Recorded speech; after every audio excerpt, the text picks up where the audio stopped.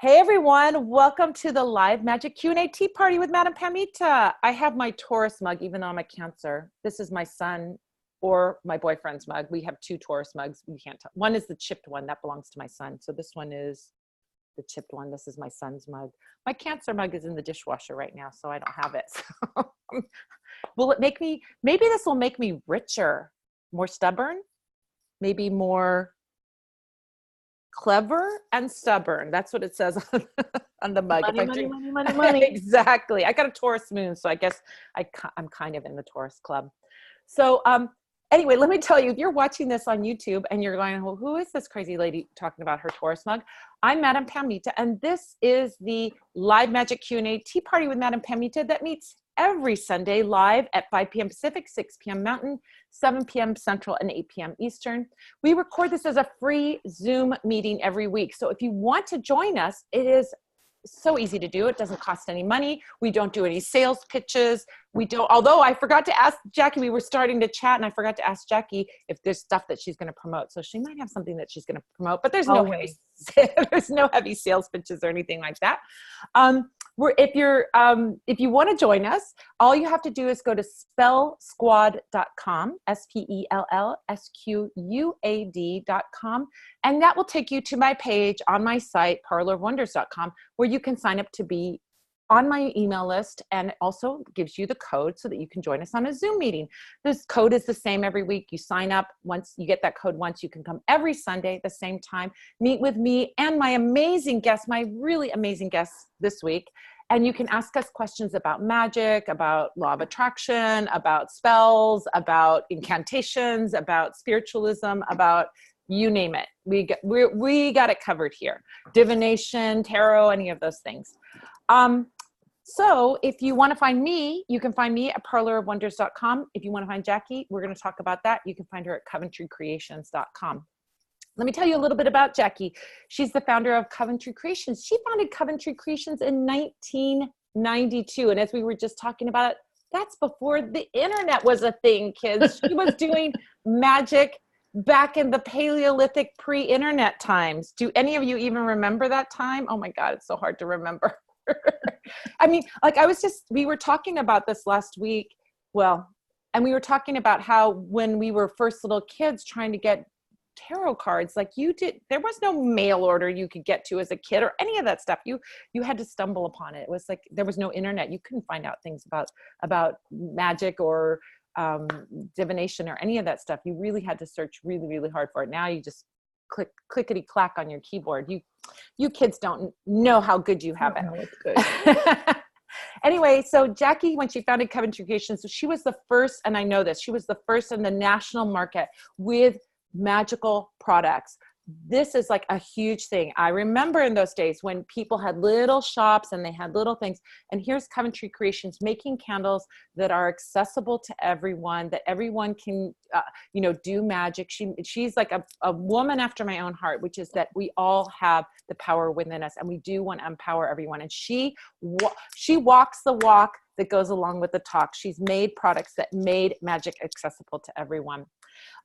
She says in her little bio, she says that to date, 3 generations of witches have cut their magical teeth onto the products that she has created.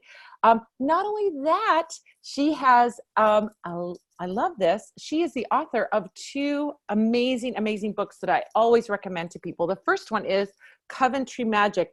This is one of my 2 copies of this book that I use, bookmark, fold the pages, put little notes in, and I have done that, and you can see how ratty it is because I've used it so much. And the other book that she wrote with her sister that I love so much is Do It Yourself Akashic Wisdom, that she wrote with her sister Patty Shaw. So this is 2 amazing, amazing books. If you want to know about how to get into Akashic Records, if you want a primer on how to do magic, this one is how to do candle magic and how to work with oils and how to work with herbs and all kinds of things. And this covers it all. So these 2 books are like Bibles to me, and I love them so, so much. So without further ado, I'm going to let you meet our special, special guest. Hello, Jackie. There you are. Hi. Oh my gosh, that intro. I'm humbled beyond belief. Wow. And Madam Pamita, you have been a shero of mine for many years. So we've been admiring each other across the country via many miles. So I'm very, very excited to be here. Oh my Very gosh. excited. So I want to ask you a little bit about your whole, I mean, we could probably spend the whole hour just talking about your path with the magic, but like, I want to get a little flavor for like, how did Coventry come to be? How did that all happen? And then what your philosophy is on magic, I guess. Is that a good question? Yeah, I'm a Virgo. I have 7 aspects in Virgo. So I like things nice and neat and orderly in my head. And I have a lot of personal rules. So when I first started studying magic and Wicca and the ceremonial magic and all the different pieces that come along with that, I felt that it had to be very focused and very structured. And then over time, I realized that one of my journeys is to unstructure myself, to find the pattern in the chaos. And so I started letting go of some of these different rules and realized that it's all about what's going on here. Magic first starts in your brain. That's why the air is the first suit, because it's all here, and we need to understand our own rhythm and how magic works for us. So my path has always been about, well, not always, but quickly became about more freeform. What do you need? It's a book. Any spell in any book is a point of inspiration rather than rules, except maybe in ceremonial magic, but that's a whole nother story. But my journey has been one of understanding my power and helping people find their own magical power. I was recently asked in a business class, what is my contribution to the world? And it took me a minute to really understand. And a lot of people were talking about some really big ideas. And my contribution to the world was empowered belief. I want you to believe in yourself. And that's where magic is. So the journey has been a giant roller coaster ride. I started when I was 24, and I was making money to go to college. I didn't go. I instead went to the School of Hard Knocks. But I was really, I was really wanted to get to college and study psychology and business and things like that. And so I just created it in my own way, studied it on the fly. And I started making candles because I loved them, and I didn't like my options. So that usually that's what happens is we find an opening in a market and fill it. And that's what I did. I didn't like my options. I don't like 7-day candles. I never really did, because I hate trying to get my hand down in there. And everything else was just a plain pillar from Kmart. So I decided to make something different.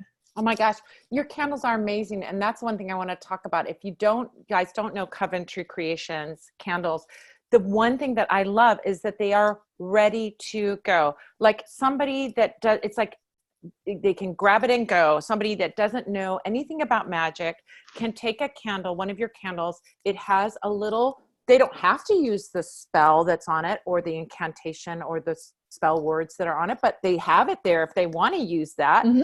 And the herbs and the colors and everything is aligned with the intention. So they have a very powerful tool that they don't really have to have any magical experience to get a great result from it. And I've had so many clients that have had great results from your candles. So I really, really tell people, like, especially people that are just new or feeling insecure, like, I don't know, what do I do with a figural candle? I don't know, but this is too weird and I don't know what to do. And these candles are just beautiful and ready and completely made with intention, completely made like you astrologically align them. You are conscious creators. And that's one of the things that I, as a candle maker myself, am like so passionate about too, which is that, are you buying something that's made in a factory by somebody who's just working a job, maybe in a country where they're not even being paid very well, and they don't have they aren't putting any energy into it.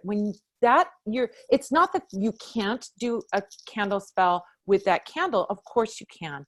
But when you're buying a candle from a magical practitioner, you are getting assistance of the energy of that magical practitioner in your spell. So you're already starting at an advantage when you get that beautiful candle from Coventry that's made with the herbs and somebody who knows what they're doing and is putting their energy into it. I'd say candles are kind of like tofu because they take on the flavor, the essence, the energy of the intent behind making them. So I've been making candles for almost 30 years. And I can't say that I've made every candle. I really don't, but I've trained some amazing people. And so I don't have magical practitioners working for me per se, but what I have is really good people, and they get excited about what they're doing. And I teach them belief, and I teach them some intentional work and magical work. But most importantly is I create a sacred space. Yeah. So our building is a sacred space. We redo it all the time. We do big cleansings, and we work with the energy quite a bit. And that's how I have altars all over the place. I have my fairy altar because we draw in the fae like crazy, and they like to break everything. So, so I have my fairy altar where we put sweets, and I think that's my staff's favorite. They like to put sweets up there whenever we have a party. And I say, well, if you keep doing that, the fae will love you, and they'll help you out in your life. So it's really fun to bring these average folks that come and work for me and teach them fun things. And I feel like I think that changes the world almost more than all the candles that I sell. And I've sold 5 years. I did a count. I've sold over 2 million candles around the world. Oh my gosh, that's amazing. And you are like really, to me, that godmother, that fairy godmother of making candle magic, not an occult hidden thing, but an accessible thing, which is something I believe in. And by the way, I quote you. You don't even know this. I don't think you know this. I quote you all the dang time with the term wild magic, because in this book here, you guys, she talks about the different kinds of magic. And one of the things she talks about is wild magic, which I was doing as a kid, but I didn't have a name for it. I called it pulling strings.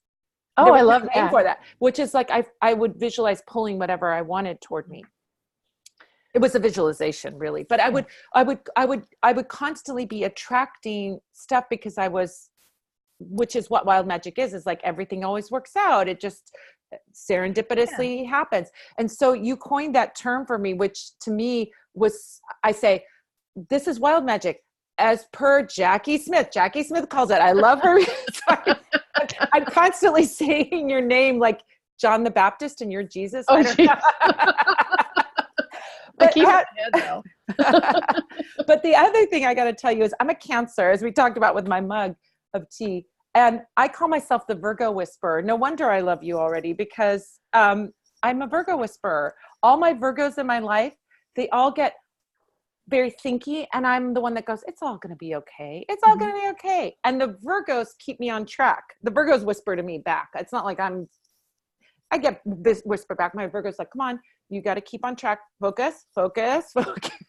I think my phrase for 2020 is something that my business coach gave to me a couple months ago when my sister and I were butting heads on some things, and she got up and she wrote on her big whiteboard, there's nothing wrong here.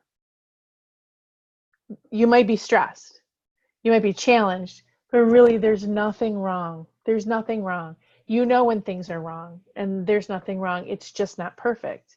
Yeah. And that has been my mantra, and it's just been very empowering. Like, and it helps me stop complaining. It helps me stop seeing the negative side and everything. It helps me get back into my power. Like, oh, that's right. There's nothing wrong here. Just because there's a long line at the grocery store, or just because my day didn't turn out the way I wanted it to, there's nothing wrong here.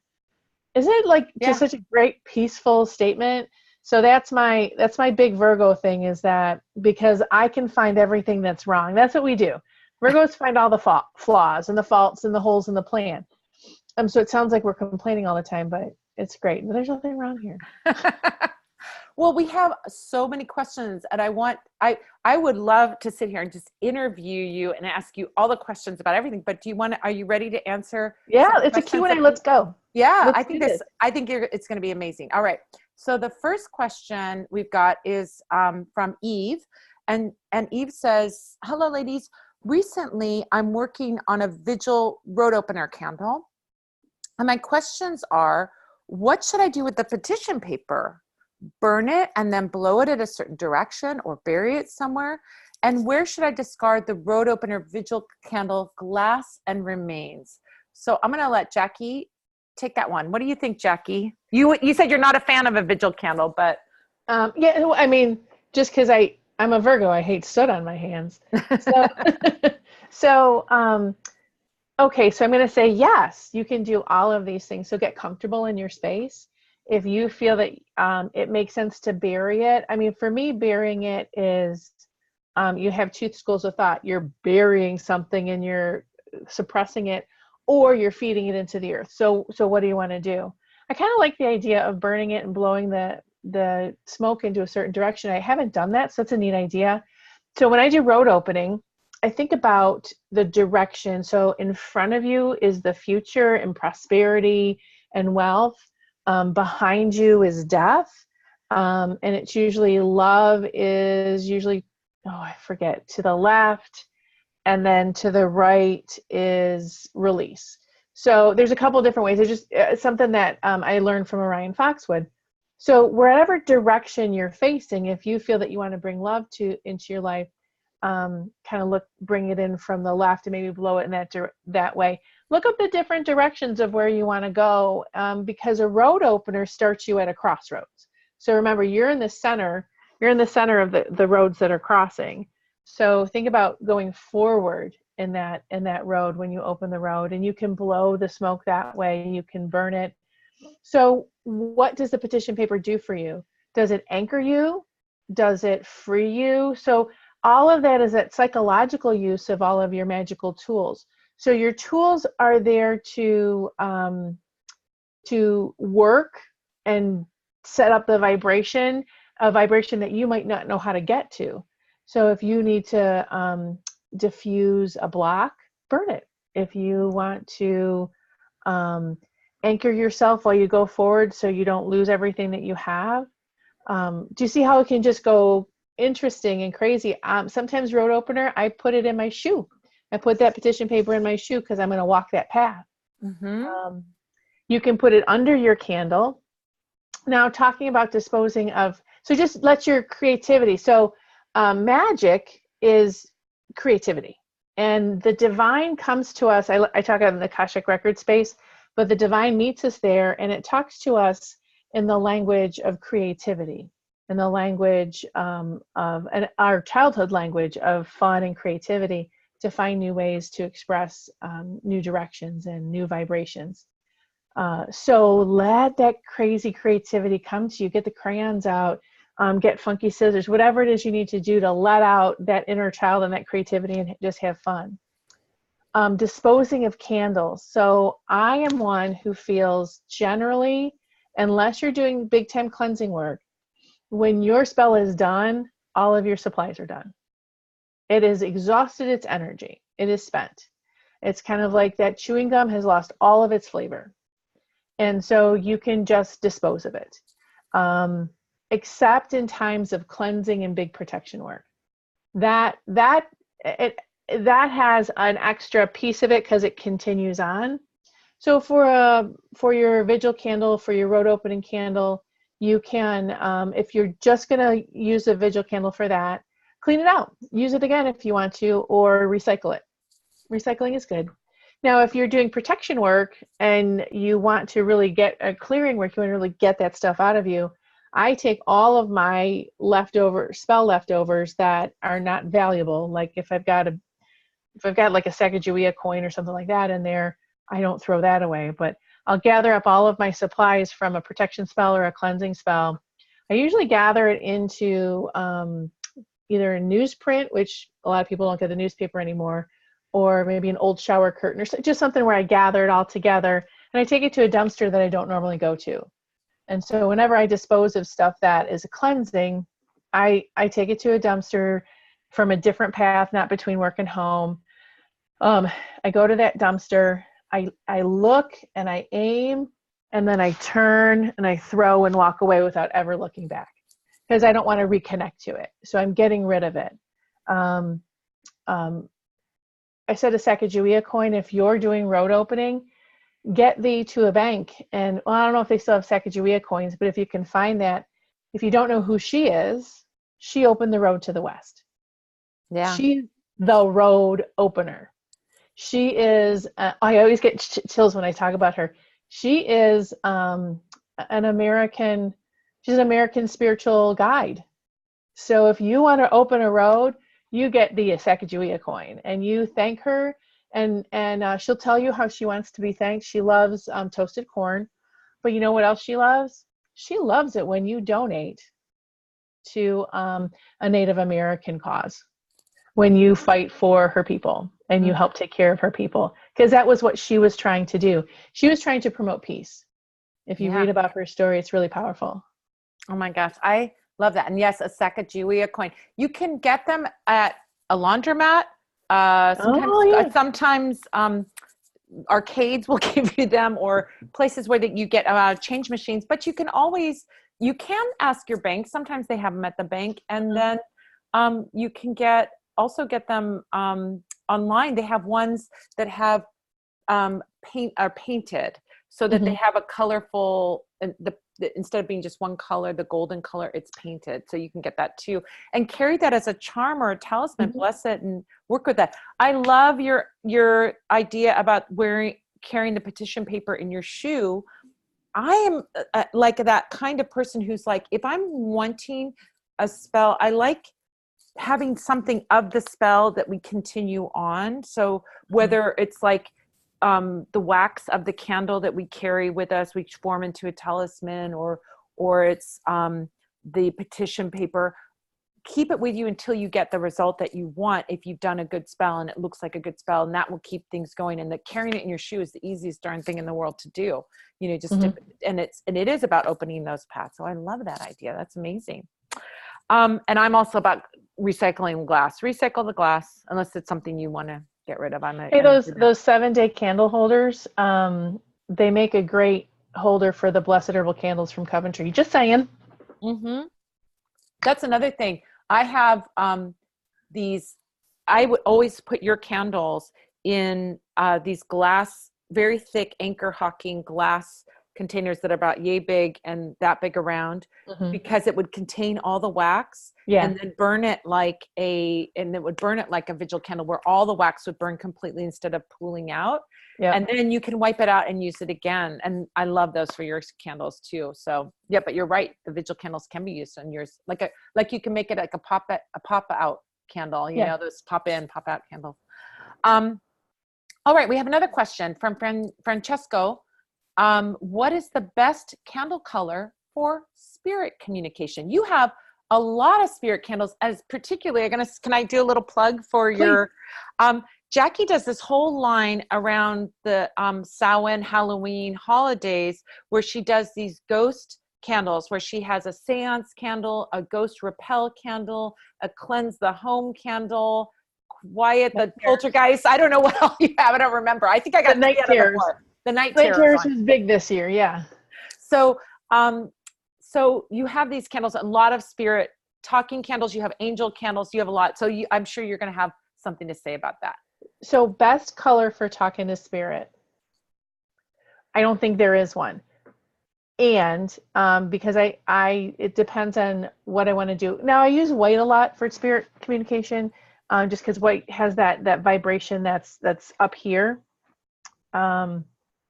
And so the ancestor candle is white, the spiritual cleansing candle is white. I do like blue, because you're working with these chakras. The third eye, I have chakra candles, the third eye candle, clarity. I use that a lot for when I'm sitting down and doing communication. And then I also use my problem solver candle for talking to spirit, because it has this honeysuckle scent to it. So again, it's just a different ways I use it. Don't forget guardian protector. Oh yeah, guardian protector. Yeah, that's the black. So black candles, interesting thing. No one would buy my black candles. They were so mad that I made the protection candle and the guardian protector candle black 30 years ago. And black candles were only for negative magic. And I'm like, oh, please, this is earthy. It grounds you. It gets you into, I love black candles for that protection because, I don't want you to see me. If I need protection, that's like that wall. Well, now I was reading books that have been published in the past 10 years. And now the books now say black is a protection color. You're welcome. I do that. I did do that too, though, because of reading your book, though, because of that, I got the black, because you talk about the colors in your book and you talk about black being the protection. And I'm like, that makes so much sense, because the best protection is not an aggressive pushback. It's invisibility. Harry Potter's cloak of invisibility. Yeah. Right? If you've got that cloak of invisibility, your enemy cannot find you. Your enemy cannot harm you. You're safe and protected. And so I think of that black, it makes so much sense to me. So I love that black as the protection guardion. I love that candle. By the way, I love that candle. Good. I'm glad. And going back to the question of what color is best, vibe on it. See which color vibes for you. If gold vibes for me a lot when I'm talking to spirit, but then I think about that because I was thinking, why does gold vibe for me so well? Because I was brought up Catholic and they all had the gold halos on their head. So I just was having that conversation with my sister the other day. So white doesn't vibe for me so well on that. Yeah. So I think that's great advice, just to kind of, and also too, think about what that, if you're connecting to a particular spirit, what some of the spirits like the angels and so on have their particular colors that they like, which you can research and look up. Saints and so forth. If you're working with saints, they have particular colors, or you may want to align that particular color with the intention of why you're connecting with that guide. Maybe you're connecting with great uncle Herbert, who was a banker, and you really want some help with money. Then you may want a green or brown or gold candle for that. So I think you nailed it, because you know what it really is? It's the flame. The flame is that lick of spirit, and that's the flame. The flame is the thing that's increasing your connection to communicating with spirit more than anything else. Yeah. Perfect.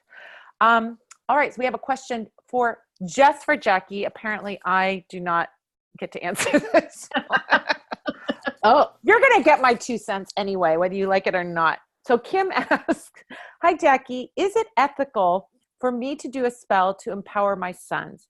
They are great men who second guess that what they truly desire to do in the world. What's your take on that? And I will tell you my take. I'm so sorry that they, I think we second guess ourselves a lot, but I'm sorry that they feel pulled back from that.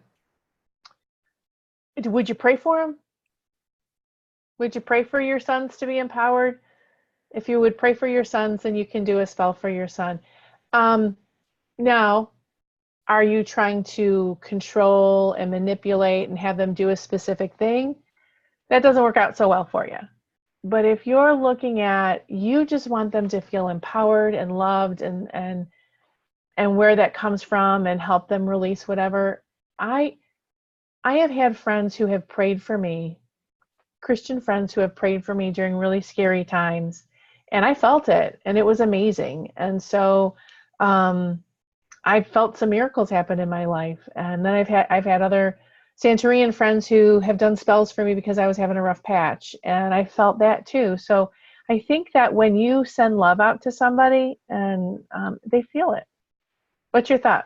Yeah, I'm in agreement. Some people are like, oh, you can't mess with anybody else's thing. You can't, it's coercive magic. But my guides, I think we all have to have our own ethical standards for sure, but our ethics are our ethics. And we have to meet with whoever, whether it's our deities or our guides. For me, I'm a spiritualist, so it's meeting with my guides. And my guides tell me, like, here's the thing. It's not across the board that I will do coercive magic. I will not do a breakup spell because you want Johnny to break up with his girlfriend so that you can be with Johnny. I'm not going to do that one because my guides say absolutely not. But when you're doing a spell, and I agree with you about the idea that if you want your sons to do a particular thing and you're saying, I want you to be a doctor because that's what's going to make you happy. My guides would be like, no about that. But if they were like, you want your sons to feel motivated, happy, self-actualized, empowered. Absolutely. 100%.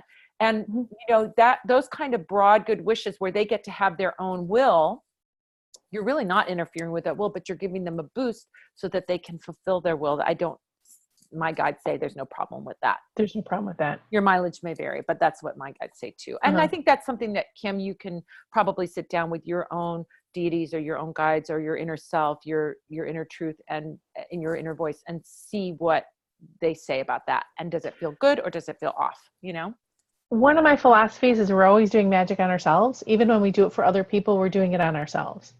So Kim, you're going to be doing, sending some spells and good energy out for your sons, but you're also doing it on yourself. So maybe you're able to heal something within you that then cascades out and heals them as well. Maybe some family legacies that need to be healed, and you can look at that and start with yourself and then ask for your sons to be healed as well.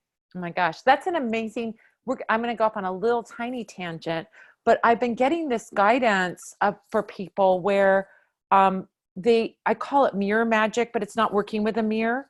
It's actually doing, like, if you want something to happen for another person that you're very close with, a partner or a family member, do the spell for yourself first, because they're going to feel the benefit of that. When you're really close with someone, if you do self-love magic, they'll start loving themselves. If you do self-empowerment magic, they'll start, you know, you can, and love that. So when we have somebody, like, oftentimes we find people, especially in relationships, it doesn't necessarily happen in family, which is a different dynamic, but in partnerships and relationship, when people are, don't love themselves, like, you find, I'm doing a reading, I'm like, oh, your partner really has some self-esteem issues and some self-love issues. I do not find that a person with self-esteem issues is with someone with a strong person with strong self-esteem. They both have self-esteem issues. And so if they're at a distance, they can work on themselves to build up their self-love, do self-love work, like look into the mirror, look into your eyes and tell yourself, I love you. Put Queen Elizabeth oil on yourself, or put some self-confidence, you know, oil or whatever, supreme confidence oil or whatever on yourself, to get into that place of self-love. And your partner, who is deeply and intimately connected to you, is going to receive the benefit of that work that you do on yourself, particularly when you're not talking to one another, or there's something like that going on, you know? So yeah. All right. So anything else you want to say about that? I'm good. Okay. All right. Let's look at that. We got lots of questions, so I want to get to as many as we can. Katie said, hey, I did a spell last year and buried the remains in my front garden, but the dirt has shifted and they're starting to show. What can I do that will fix it without ruining the magic? Also, I'm going to add a little question here. Jacki, what does it mean if we bury something and it's starting to show? Because I know you're going to have something to say about that. It's time to redo it. It's done. Pull it up, redo it. If it's unburying yourself, it's saying, it's lifting up, going, look at me, do something about me. Yeah. Go ahead. I was going to say, I agree. That's like your spell going, we need to revisit this. If something's coming back to you, it's asking to revisit something. So either you need to reassess, I would say, you need to reassess that spell. You may need to do that spell in a different way, or you may need to, like Jacki said, just redo the spell.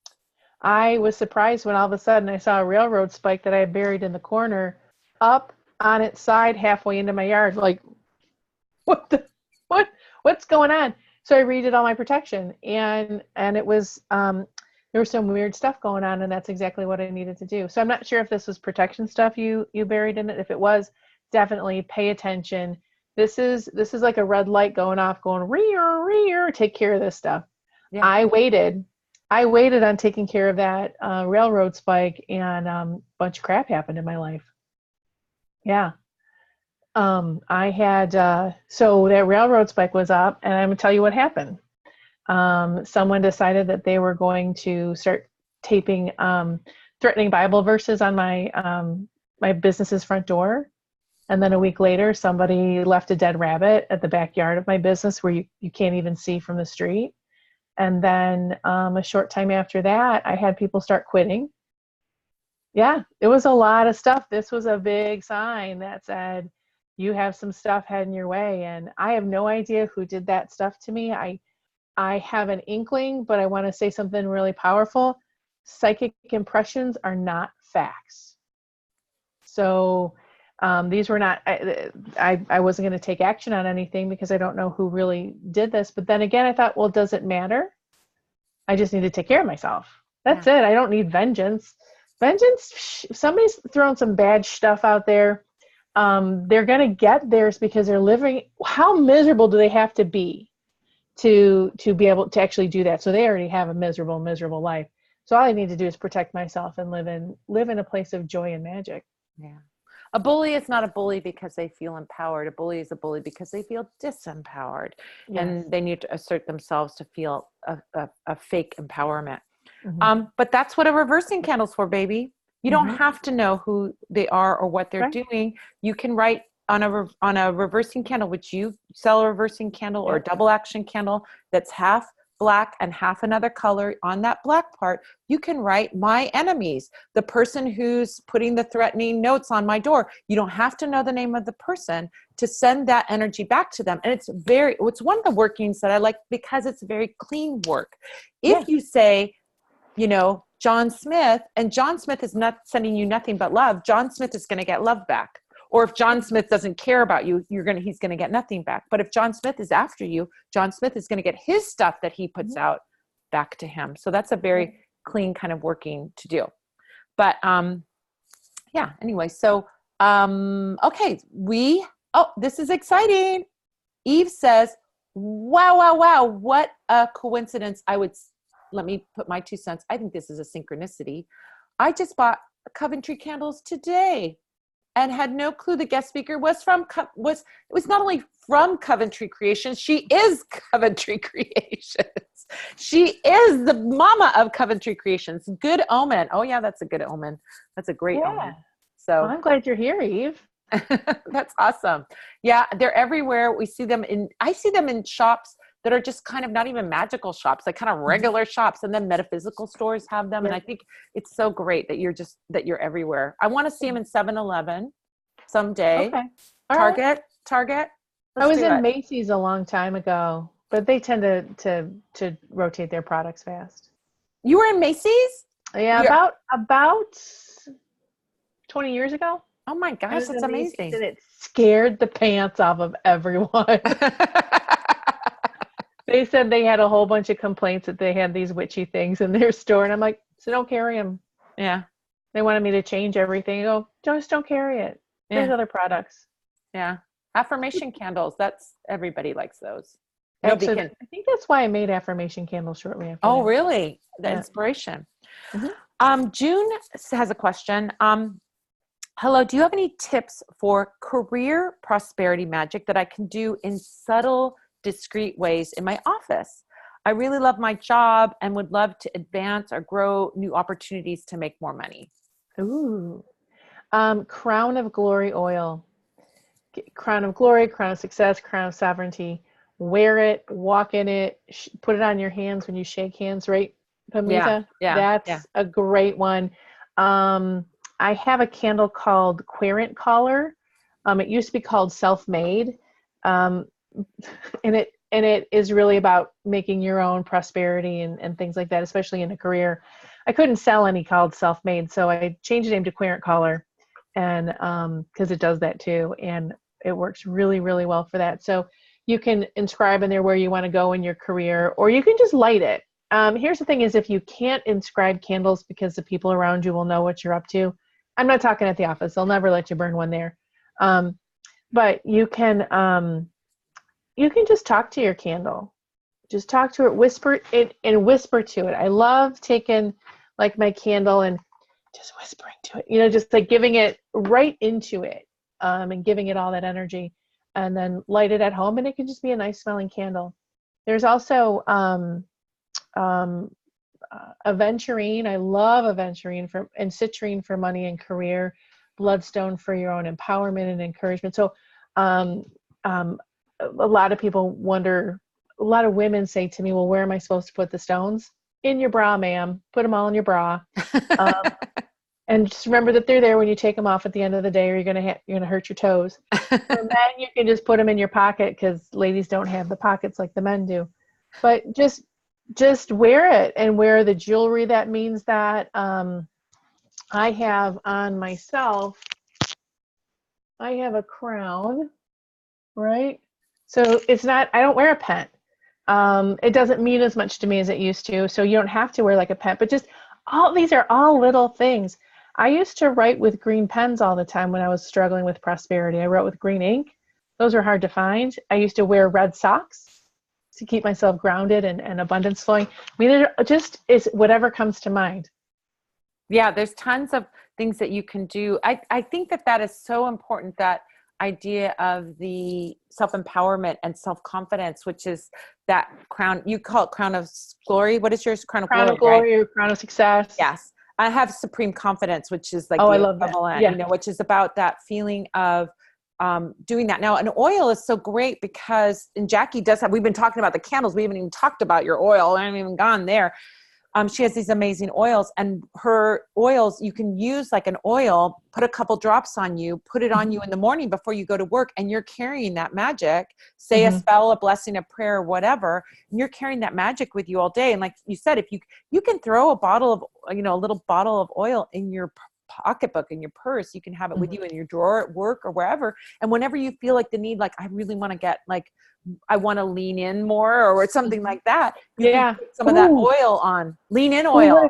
Oh, yeah, we both thought of it at the same time. That would be a great oil. Woo! Especially this year, lean in. I know. I love putting oils in my shoes, because I just did it one day and I could feel it rise throughout my whole aura. Yeah, that's a beautiful. So energetically absorbing. They're absorbed. Anyway. Bent, thank you. Absorbent.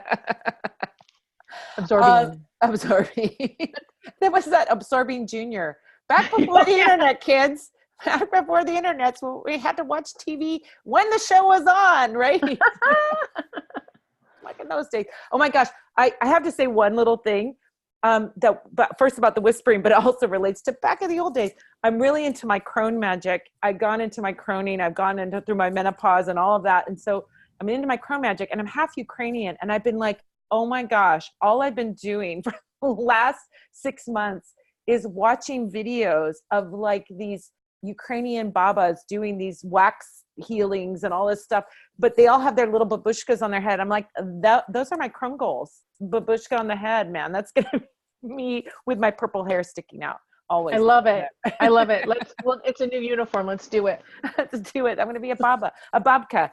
So, okay. So now, Domenica has a question. What is your favorite uncrossing spell? Do you have a favorite uncrossing technique or method, or what do you do for uncrossing?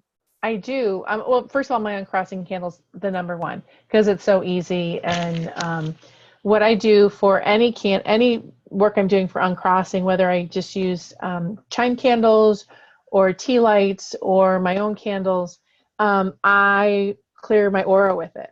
I pull it all into the candle, and then I light the candle like away from me to let it just pull it off of me. But if I got some big work to do, there is a spell hidden in the introduction of Haskins' Hoodoo Voodoo book. And I just opened to it one day, and it's about writing your name on a napkin, like a paper napkin. The cheaper, the better. Grinding it, putting sand on the floor, grinding it into the sand. So what you're doing is you're grinding off any magic or any negative energy on you. You scoop it all up, you put it in a bowl, and you put a little black candle in it. And you let that burn. They say put mercurochrome and stuff like that in it. You don't need any of that stuff. But if it's a big deal, you can mix herbs and stuff with it. Put a black candle in it. You want to be with it when it burns. That's why a little chime candle is perfect. Let it burn down, and then you take the whole mess, you put it in a paper bag, and you take it to a garbage well away from you. That's amazing. It's powerful. I know these little spells.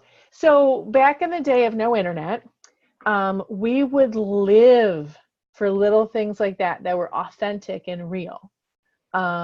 when I first learned about smudging with sage bundles, that was a miracle to me, because it was a legit, real thing with a lineage that I was taught, and I felt honored to be taught about.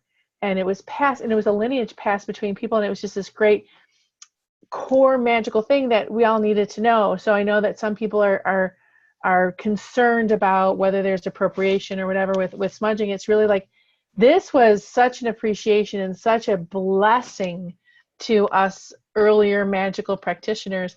So when you find a little thing like that, like learning how to smudge for real, or learning how to do some of the core hoodoo or cleansing work, it's like you hang on to that, and it becomes a cornerstone of your magic, because it's real and it has lineage, and then you base a lot of other work off of that. I remember when I was a kid, you could not, my first magic book that I found was in my junior high school, Lincoln Junior High School in Santa Monica library. Sybil Leek's Diary of a Witch was, I was like, oh my gosh. And there's spells in here. And it was like huge. I would get, and we were talking about this last week. We were saying, like, I would go to the library and get books on ESP and ghosts. And anything that I could get my hands on that was even in the vicinity of magical working. And a lot of what I found interestingly in that time was, I would get, whenever we would go someplace and I could get a little book, my parents would always buy me books. I could find a book on superstitions.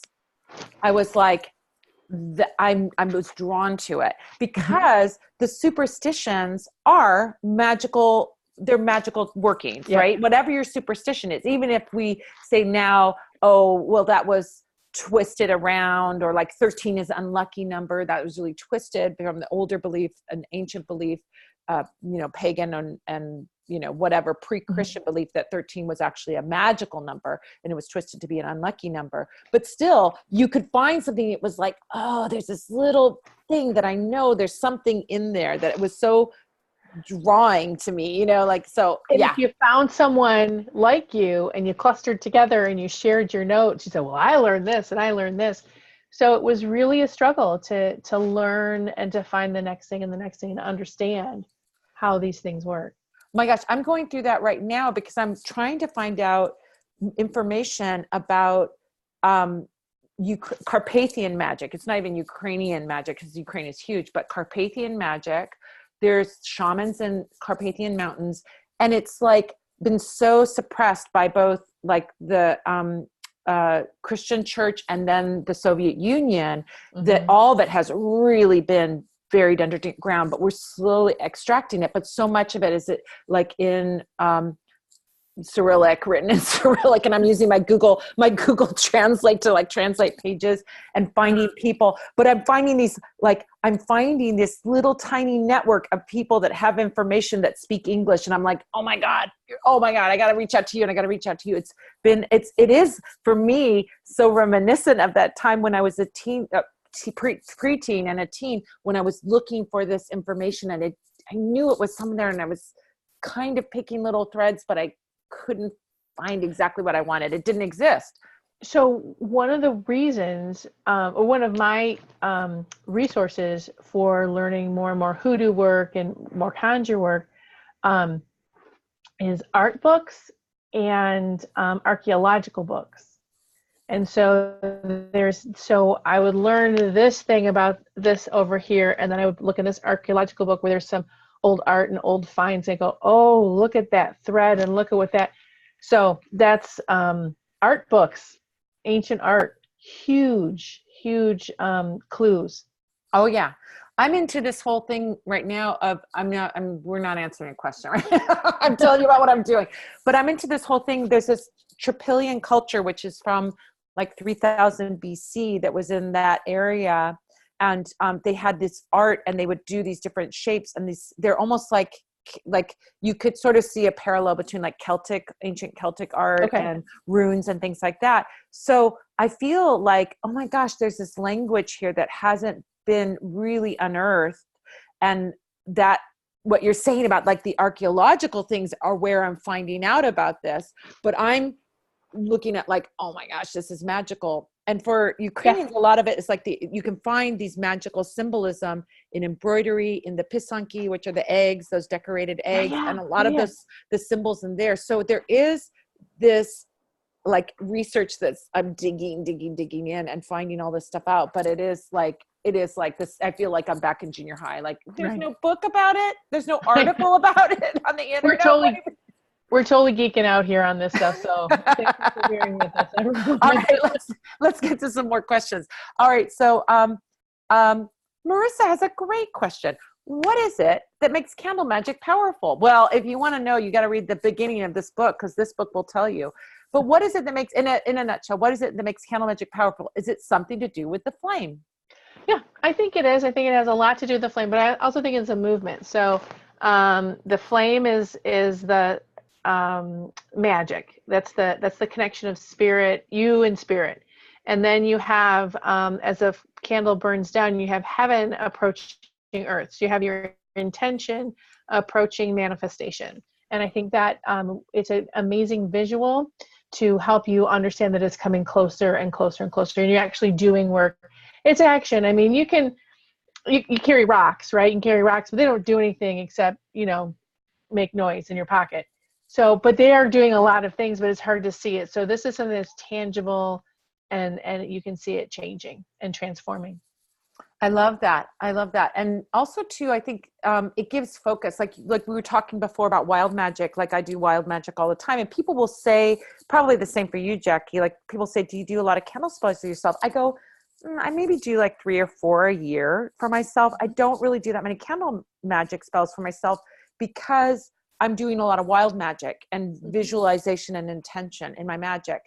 But for someone that is, it's not to say that that's higher magic or better or anything like that. But if you want a support and assistance as you're doing magic, candle magic is phenomenal, because you're incorporating all 4 elements in there. If you're putting oil on, that represents water, the fire represents the flame, the wax represents the earth, and the what am I missing here? The air, that the oxygen that feeds the flame is the air. The smoke is the air. So you're incorporating all 4 elements, and you've got then the assistance and support of these magical tools that I call your magical allies, which are the herbs, the oils, the color, the time that you light, all these other things that are also supporting your magic. Even if you like go, I want that promotion, but I don't feel like I'm good enough, or I want that, but that wavering back and forth. The candle doesn't have that wavering. The candle will keep pushing it forward, even if you're wobbly about your intention. And if you look at like quantum stuff, and it talks about vibration, and a stronger vibration will move other things to match its vibration. So you're the wavering one. You're the one like, I'm not sure. And then this holds that vibration, because if you don't know what it's like to be prosperous, if you don't know what it's like to be confident, it's hard to manifest something that you have no understanding of.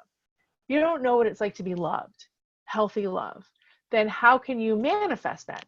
So that is the vibration of like healthy love or prosperity or confidence. And it holds, like you said, it holds steady. And then you start to shift into, oh, that's what that feels like. I love that what you said though about that process of the candle burning. I always say like shooting a candle off energetically is like a rocket. It's like a huge, big, powerful boost to whatever it is that you're doing, because it has all that fire energy and that movement energy. And I feel like there's certain spells where you really, really want to have that boost. And then there's other things that I call sanding a block of wood spells, where you may want to just do something continually. Like you might want to do a big candle spell for prosperity, but it's not like you're doing it once. You only want prosperity once. You want to maintain that. So you do that big spell for prosperity, and then you support that big rocket up there so that it continues to fly up there by putting on your prosperity oil every day, by saying an affirmation of prosperity to yourself every day, or whatever maintenance kind of work that you can do. But I love, that candle, but that candle burning down has that quality of like, yes, we're Houston, we're ready getting out of we're leaving the atmosphere right now.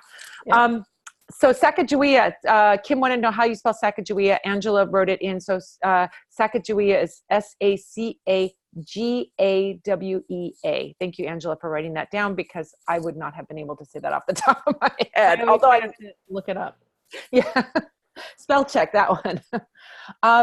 All right, so another question from iPhone. This one's from Mysterious iPhone.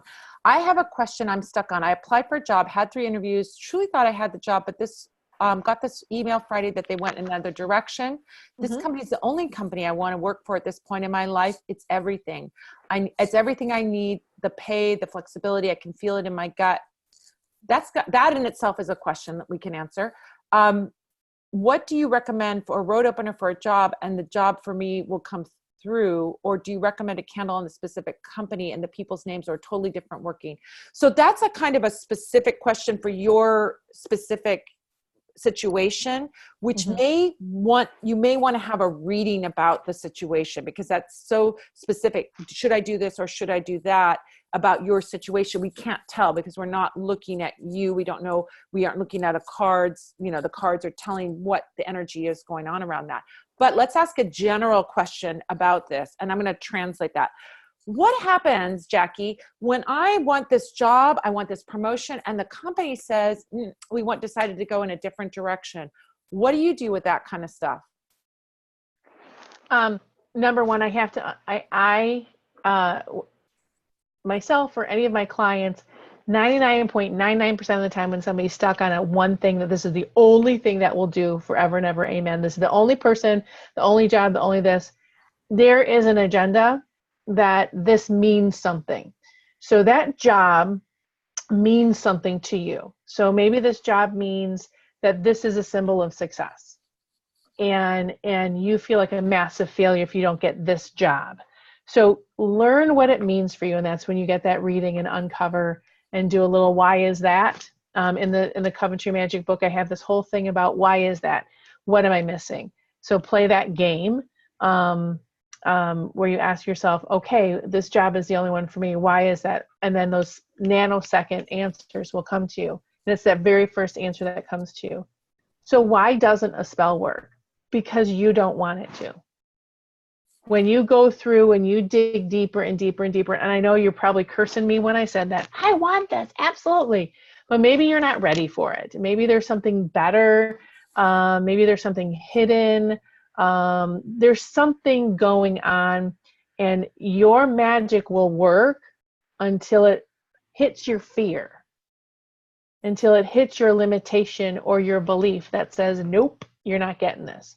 So now you got to dig into that fear, that belief, cleansing these things from you, learning about yourself. So there's something about yourself that you need to learn about. And also start talking to your guides. Is there something wrong with this job? Yeah. I always say sometimes the universe, from my perspective and the way I do magic, I co-create with the energy of the universe, the force, right? Love it. Yeah. So when you're doing that, I always say, like, if you are a duo, you and the universe are a duo. You have specific things that you're good at. The universe has specific things that it's good at. I'm good at action, taking action, doing things, going forward, material world stuff. So like if I want a job and I'm like, universe, handle it, but I'm not sending out a resume or I'm not pounding the pavement, it's unlikely, or asking people or networking or doing any of those things to find a job, it's unlikely that that job is going to come to me, or it'll come to me really far in the future, right? But if I want to, I can do things on the material level to get that thing going. And the universe has one way that it communicates with every single one of us. It is binary. It is door closed or door open.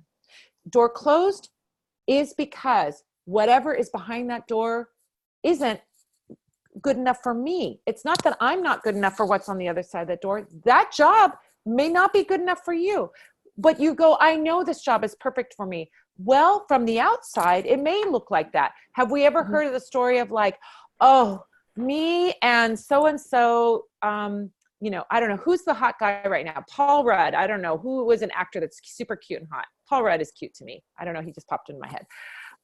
Me and Paul Rudd would be amazing couple. Well, okay, here's a better example. When I was 17, David Bowie would be my best friend. I know David Bowie and I would be amazing friends. He would totally love me, right? Okay, when you're 17, you think that because you're looking at that rock star from that persona, you don't know what they're really like day to day. He was a crazy, at that time, he was a crazy cocaine addled maniac. You know what I mean? Like, he was not the person that I needed to be hanging out with, but I had this perception of who he was. And I thought, he's perfect. We're perfect. We'd be best friends. We'd be lovers. We'd be whatever. Right. So the same thing with that job. From where you're standing, that job may look perfect, but if the universe is closing the door, you can bash on that door and bang on that door, but you can also be more expansive and saying, okay, that door's closed. Let's try another door. Let's try another way. Let's try another thing and see what opens up from that. And that actually is the story of what has happened to me in my career as a tarot reader. I was tarot reading for many, many years, privately, secretly, because I'm a Cancer. I don't want anyone to criticize my thing. So I'm going to keep it very secret.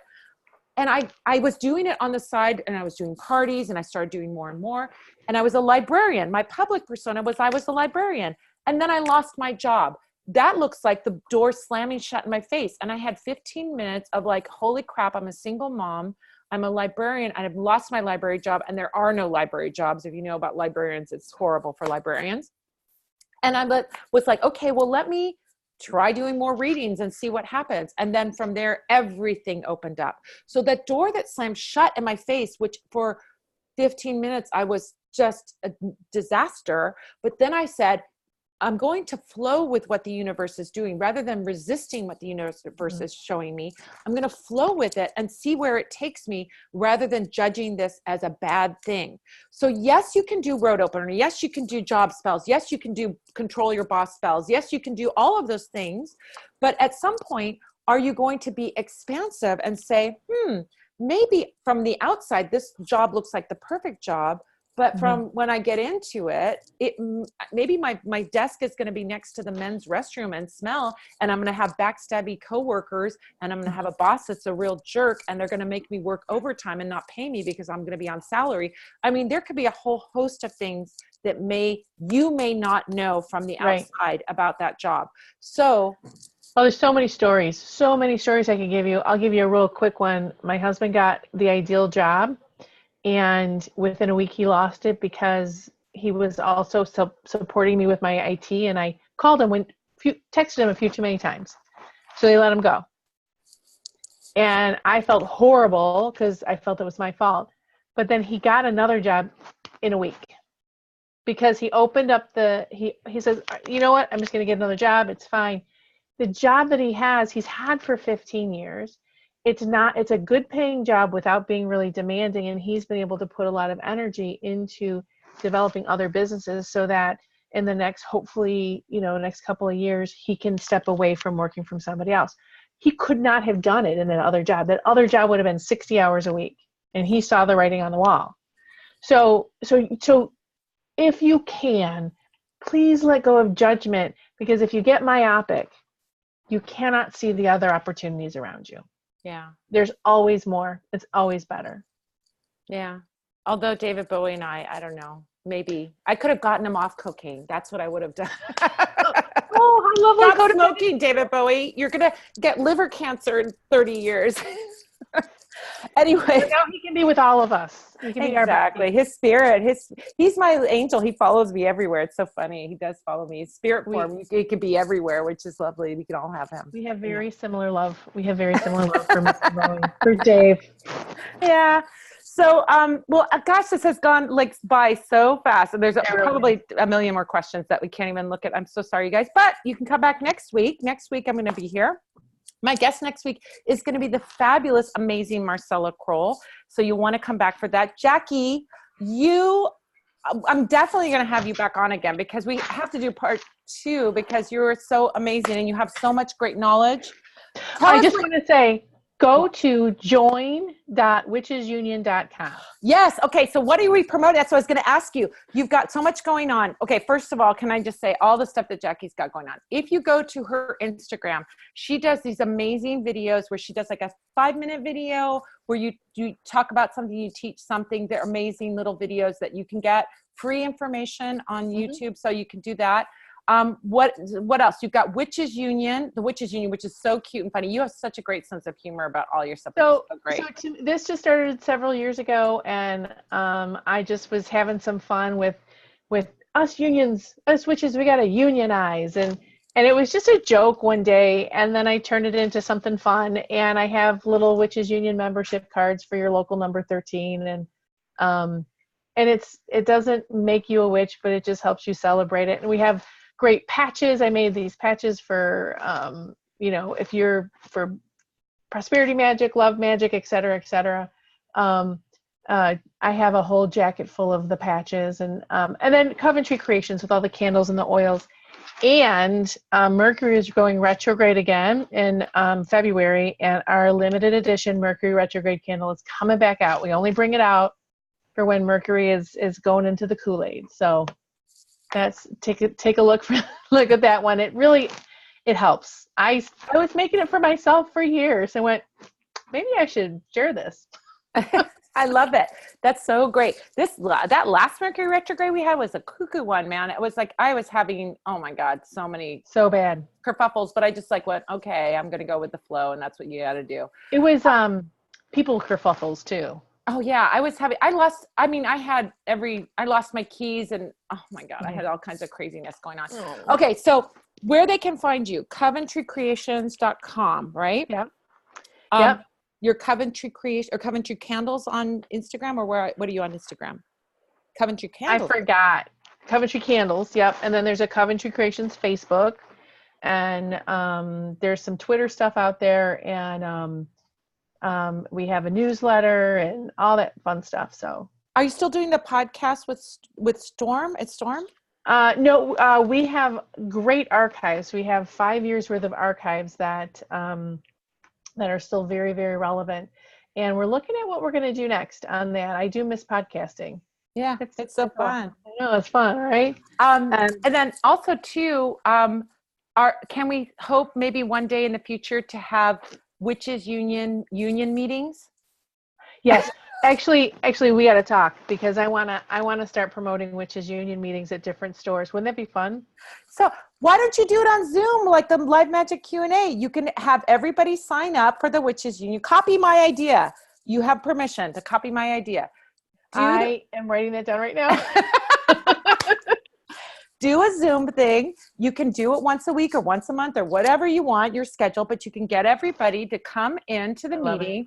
Just like we have the Spell Squad, we have a clubhouse. We all come here. We all gather together. It's my little, I kind of imagine like those, I grew up in the 60s and the 70s, and I imagine those like Encyclopedia Brown, they met in a clubhouse, or Nancy Drew, they went to clubhouse. So that's what I think of, like our Spell Squad. We're like, I don't know, it's like the honeycomb hideout, right? I love it. How fun. I totally wrote that down. I love this idea. Yeah, and it's the easiest thing in the world to do. And then you can do what I do. Just do what I do. It's fine. I give you permission. Well, thanks. Jacki, thank you so much for being here. You are a delight. You're so full of amazing knowledge. Once more, again, I'm going to promote your books, because I really, really think, I'm so honored. Yeah, these books are amazing. Coventry Magic, I sell it on my site, but of course you can get it all the usual outlets. And then the Do-It-Yourself Akashic Wisdom, which if you people are like, how do I get into the Akashic Records? I want to meet with my spirit guides. This is what you need. You need this book. Both of these books, make Candle Magic and Akashic Records, totally accessible. They're fun to read. Jacki's humor comes through so much of this book. Like, how many candle books do you sit there and read cover to cover? That is what I did with this book the first time I got it. I'm like, oh my God, you just want to read it because it's all these funny jokes. Aunt Jacki says this. Oh my God, these funny things. And she goes on and on. So it will delight you, and it's totally readable. It's not a book that you just look up your thing and go. You will read it cover to cover. So as you can see, I have done so much. Look at that book. That book is a well-loved book. I'm humbled. Uh, thank you so much, Jacki. Have a beautiful rest of your celebrations for the new year and the new decade. And thank you to all of you, Spouse Squad folks. Thank you so much for coming here. You know, I love you and adore you. You are everything to me. And I love when we get together. I love seeing the familiar names and familiar faces. So thank you so much for coming. We'll see you next week when Marcella Kroll is my guest. And she is amazing. She's a legend in Los Angeles. She's a reader. She's invented divination decks, and we'll talk about all that stuff. So come back next week. Same bat time, same bat channel. Thanks again, Jacki. Have a beautiful rest of your New Year's celebration, and we'll talk again soon. Take care. All right. Bye, everybody. Bye.